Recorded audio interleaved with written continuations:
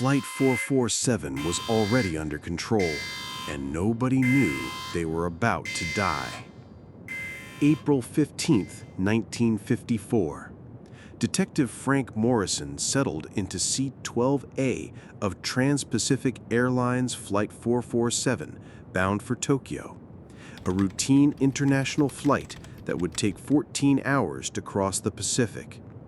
Morrison was looking forward to a rare vacation, a law enforcement seminar in Japan, his first time leaving American soil.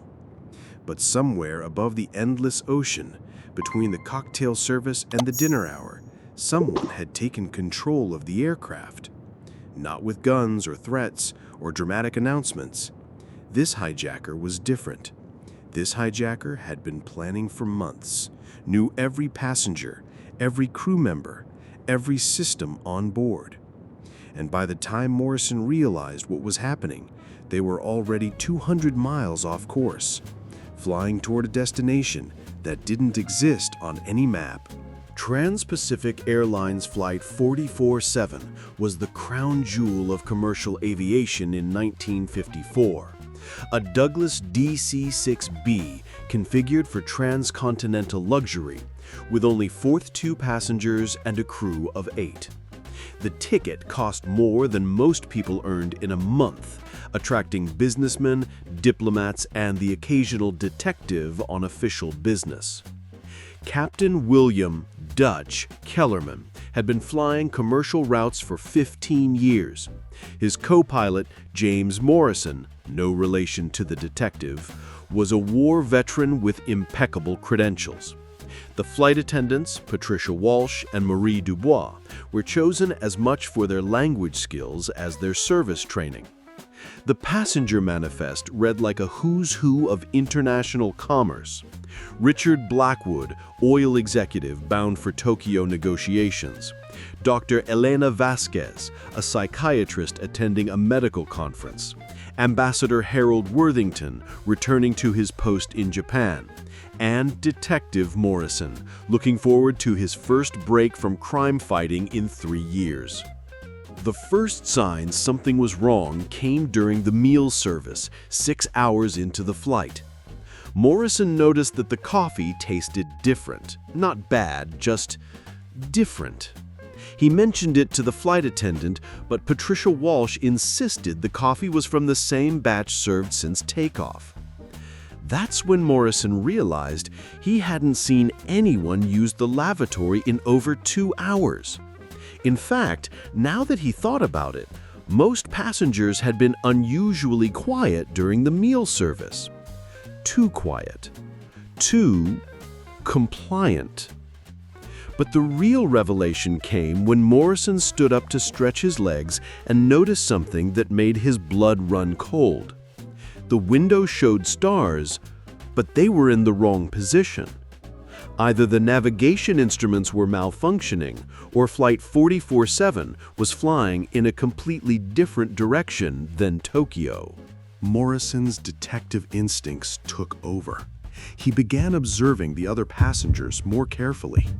Mrs. Henderson, the elderly widow in seat 8C, hadn't moved from her position in 40 minutes. Her book was still open to the same page. Dr. Vasquez was staring straight ahead with a slight smile that never changed.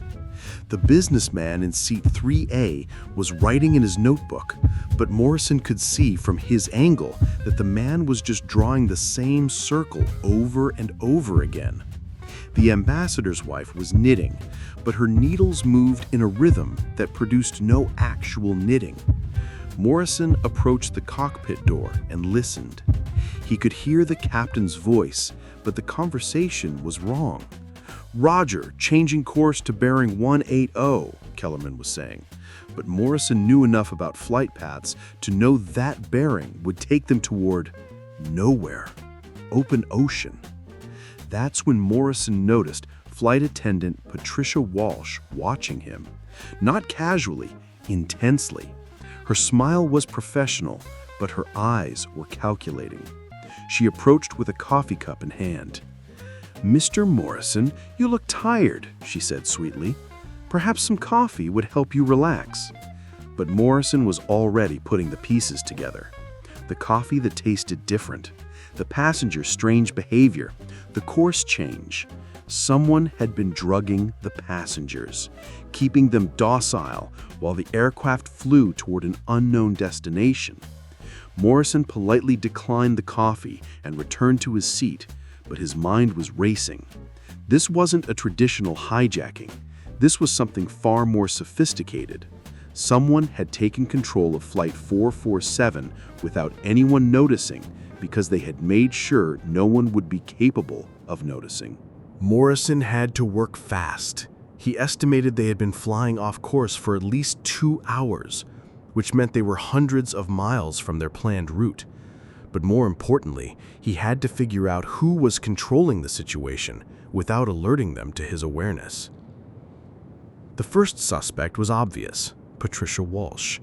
As the senior flight attendant, she had access to the coffee service and could have drugged the passengers. But Morrison noticed something crucial. She was drinking the same coffee as everyone else, and she wasn't showing signs of being drugged. Then Morrison observed Marie Dubois, the French flight attendant. She was nervous, constantly checking her watch, and hadn't interacted with passengers in over an hour. But when Morrison watched her more carefully, he realized she was scared, not guilty. She kept glancing toward the cockpit with genuine concern. The breakthrough came when Morrison pretended to be affected by the drugged coffee. He slumped in his seat, closed his eyes, and let his breathing become shallow. Within minutes, he heard footsteps approaching. Someone was checking to make sure he was unconscious. Through barely opened eyes, Morrison saw Ambassador Worthington standing over him. But this was not the diplomatic gentleman who had boarded in Chicago. This man moved with military precision, checking Morrison's pulse, examining his breathing pattern, and making notes in a small notebook. Morrison realized the horrible truth.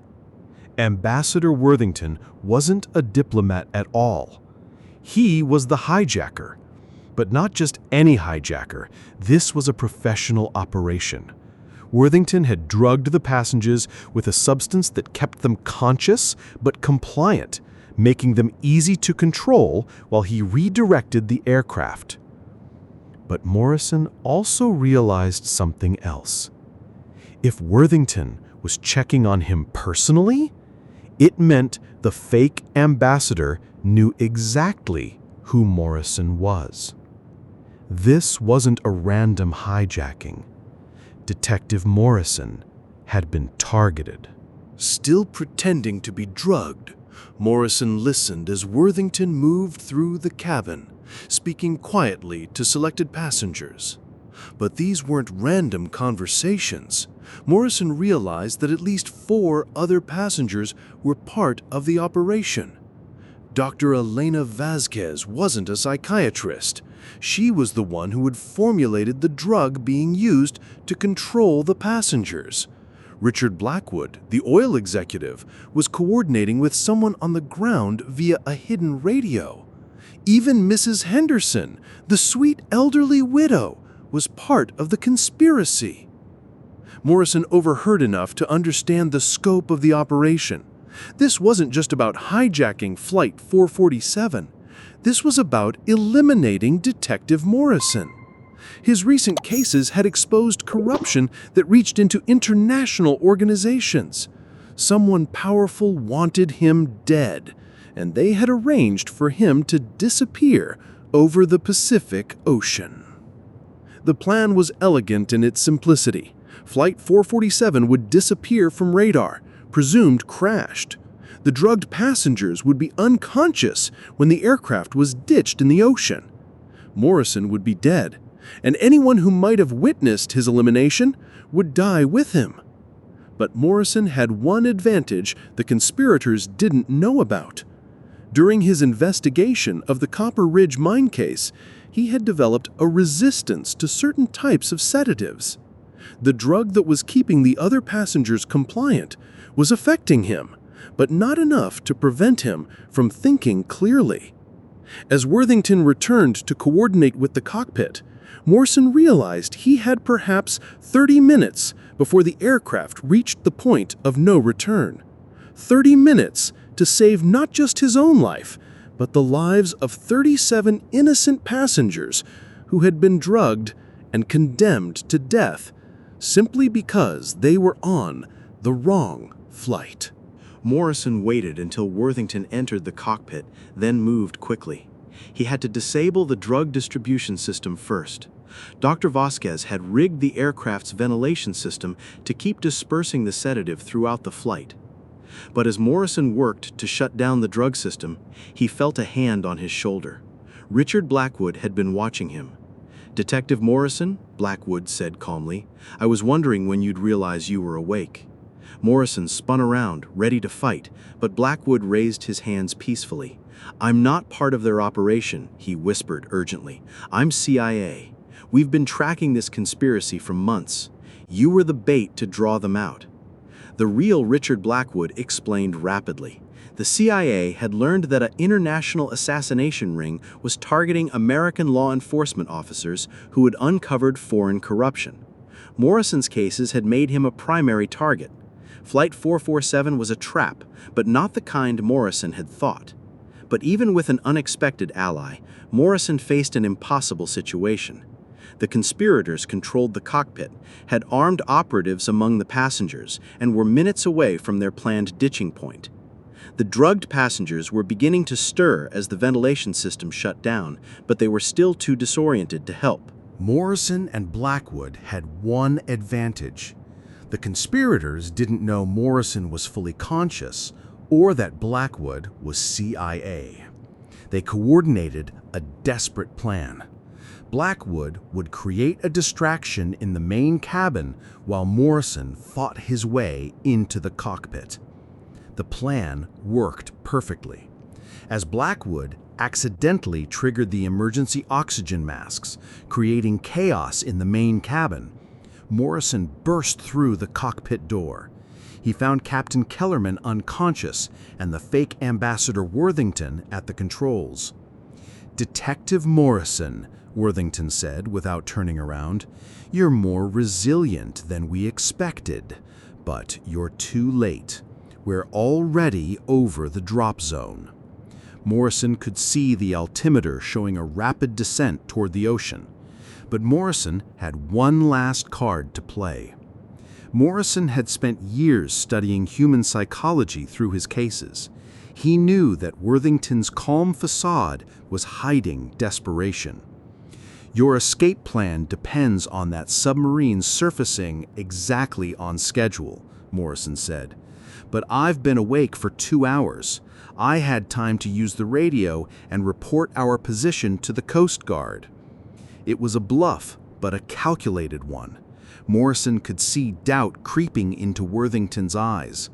The hijacker's hand hesitated on the controls. In that moment of uncertainty, Morrison struck, overpowering Worthington and pulling the aircraft out of its death dive. Flight 447 made an emergency landing at Midway Island, where FBI agents were waiting. The conspiracy involved 12 people across 3 countries, all part of an international assassination ring that had been operating for years. Morrison's cases had exposed their operations, making him a target, but also leading to their downfall. The 37 innocent passengers recovered completely from their drugging, though most never learned how close they had come to death. Dr. Elena Vasquez, the real psychiatrist, had been replaced by the conspirator 3 days before the flight. The real Ambassador Worthington was found alive in a Tokyo hotel, unaware that his identity had been stolen. Morrison never made it to his Tokyo seminar. Instead, he spent 2 weeks debriefing with CIA and FBI agents, helping them understand the full scope of the international conspiracy. His detective work had not only saved Flight 447, but had exposed a network that threatened law enforcement officers worldwide. But as Morrison finally returned to Chicago, he realized something profound. The case had shown him that his work reached far beyond individual crimes. In a world where corruption and conspiracy operated without borders, detectives like him were the last line of defense against those who would use any means to silence the truth. The hijacker who took control of Flight 447 without anyone noticing had nearly succeeded in the perfect crime. But he had made one crucial mistake. He had underestimated the detective who reads people like others read books, who sees patterns where others see chaos, and who never stops fighting for justice, even at 30,000 feet. Because some battles are fought in dark alleys and abandoned mines, others are fought in the sky, where the only witnesses are clouds and stars, and where the difference between life and death can be measured in the seconds it takes to make the right choice. Detective Morrison Files will return, because there are always more mysteries waiting in the shadows, more conspiracies hiding behind respectable facades, and more people who need someone to fight for them when everyone else looks away.